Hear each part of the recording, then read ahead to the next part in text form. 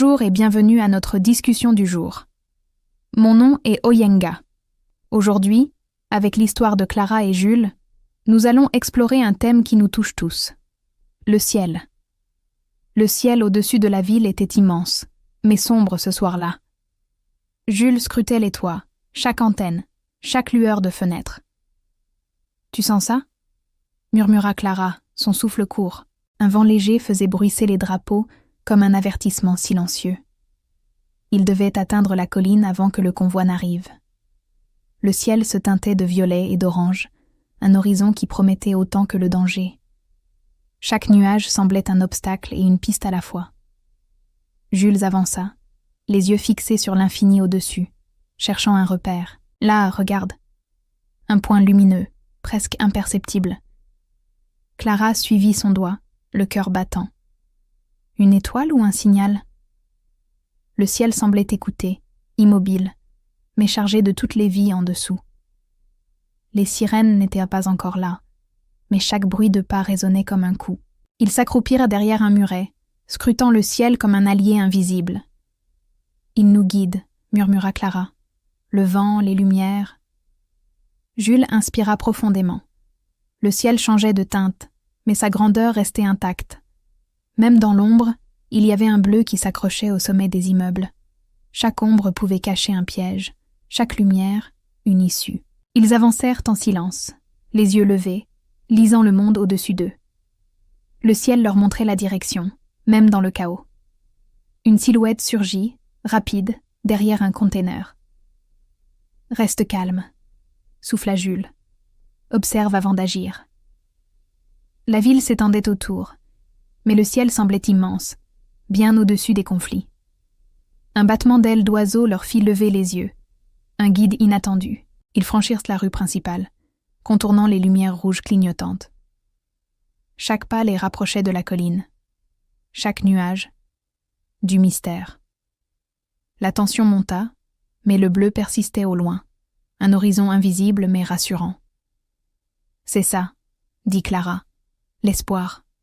Même là-haut. » Un fracas métallique retentit, ils se jetèrent au sol. Le ciel, toujours vaste, ne changeait pas. Il observait, silencieux. Ils se relevèrent, tremblants, et coururent jusqu'au sommet. La ville semblait un chaos, mais le ciel leur rappelait la patience. Ils atteignirent enfin la clairière, le souffle coupé, mais en vie. Jules leva les yeux. La nuit étoilée brillait au-dessus, immuable. Chaque étoile, chaque teinte de bleu, leur murmurait de continuer. Même quand tout semblait perdu, la grandeur du ciel restait intacte. « Tu vois ?» dit Clara. « Il n'y a jamais de nuit complète. Juste des étoiles à trouver, » ajouta Jules.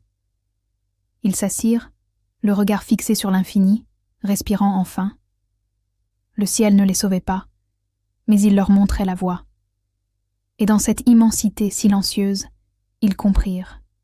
Regarder au-dessus, c'est retrouver la force de continuer. Cette histoire nous montre à quel point le ciel peut être un symbole puissant. C'est la toile immense sur laquelle la vie se dessine. Il change de couleur selon l'heure et l'humeur du monde. Bleu, gris, doré ou noir, il garde toujours sa grandeur. Le ciel symbolise la liberté, le rêve et l'infini. Il ne se ferme jamais, il accueille tout, le soleil, la pluie, les nuages. Regarder le ciel, c'est lever les yeux vers l'espérance. Il nous enseigne la légèreté. Rien ne reste, tout passe. Les oiseaux y tracent leur route comme des poèmes vivants. Le ciel unit les hommes. Partout, il est le même, au-dessus de tous. C'est la demeure de la lumière, le refuge du vent et des étoiles.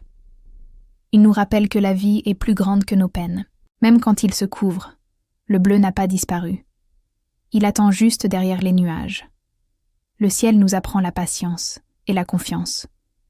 Et dans sa vastitude, il murmure « Lève la tête, tout n'est pas perdu. » Sous son regard, les montagnes s'inclinent, les mers s'apaisent, les villes respirent.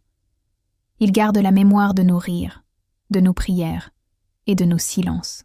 Le ciel est le témoin silencieux de tout ce que l'homme bâtit et détruit.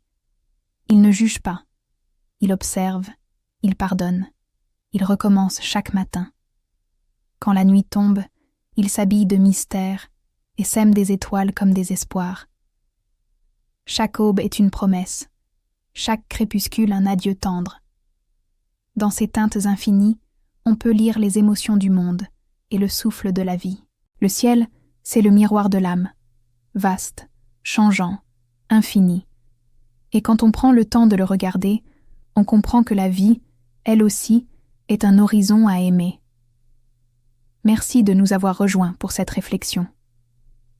N'hésitez pas à partager dans les commentaires ce que le ciel vous inspire. Abonnez-vous pour plus d'histoires comme celle-ci et à très bientôt.